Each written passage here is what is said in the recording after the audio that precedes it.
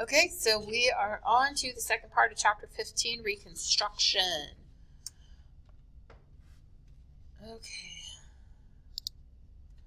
So, now when they free all the slaves, there's going to be some problems, because what are the slaves able to do? Well, they are only able to, most of them just know farm work, cotton production, and things like that.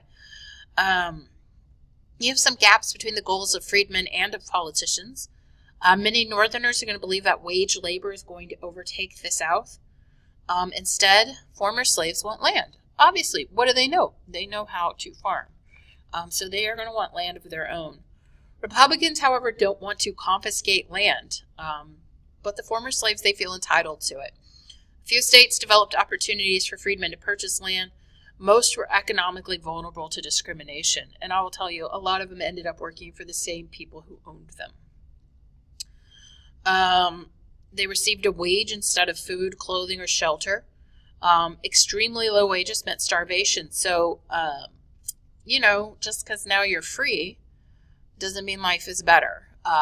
It happens all at once, and this was something that was feared by many of the people who were against abolition, basically saying, what are you going to do with all these people once you free them? Because we're talking millions of people. Some black workers are going to organize. Black men want to keep black women out of the fields and away from possible sexual harassment by white men, which again is going to decrease the amount of money they're making. There was a sense among former male slaves that they now controlled their wives' labor. Emancipation for black women was limited by familial relations. You have systems of sharecropping, which are going to develop, in which freedmen worked as renters, exchanging their labor for the use of the land, house, tools, and sometimes seed and fertilizer. Cotton prices are going to start to decline in the 1870s, and more sharecroppers are going to fall into permanent debt, which becomes a pretext for forced labor or peonage. Industrialization does not replace agriculture in the South, so they're fairly well dependent on agriculture. So this is not going to be good. All right, so right here, you see this is 1860, so this is prior to the beginning of the Civil War. You can see where all the slave quarters are. They're all kind of stuck in this one little place right here. The yellow is going to be the owner's home. You've got the gin house over here. They're probably raising wheat if they're making gin. Okay, so this is what's going to happen. You're going to have the former slaves, and their houses will start to be more spread out because they'll have land that they are farming on and working on, and they will be crop sharing, being sharecroppers and things like that. Okay, so all southern states are going to rejoin the Union between 1868 and 1871. Republican governments are going to include African Americans. However, they're not accepted by the ex-Confederates. 20th century historians, so people from the 1900s, viewed these governments as corrupt and ignorant. So you have racist notions of 19th century observers.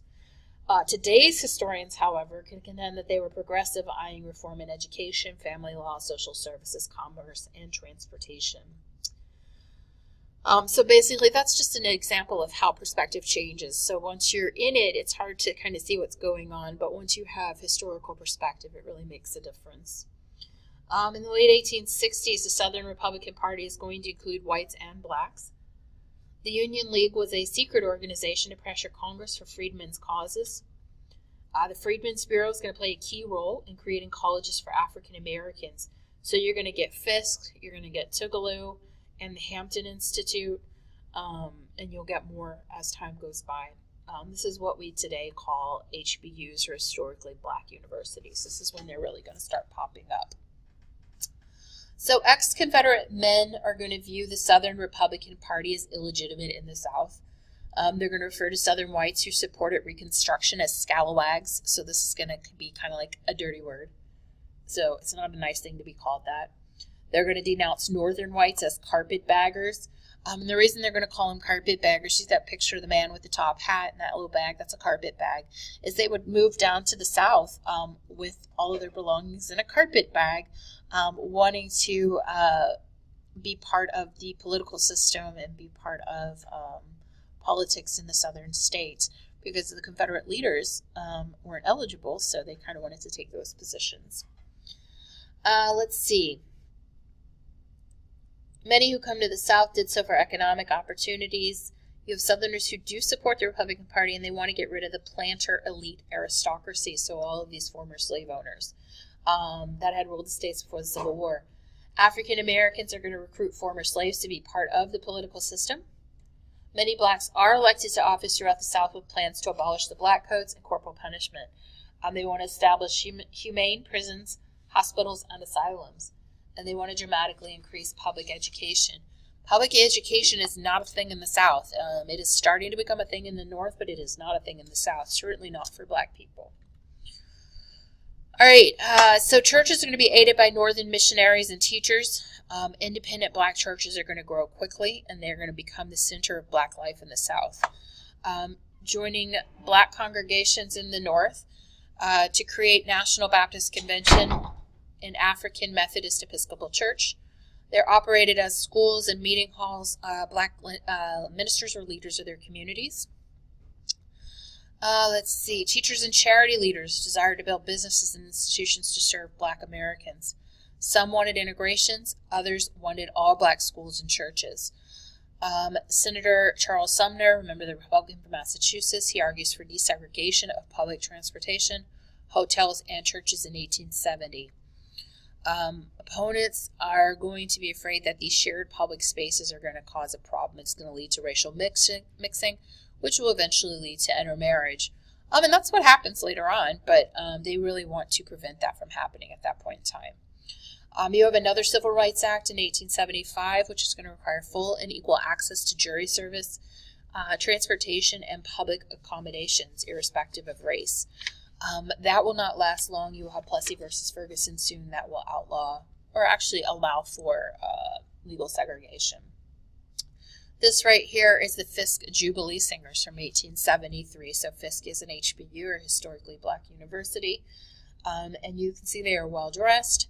This is a choral group, just a group of young people who went around singing, doing things that college kids did.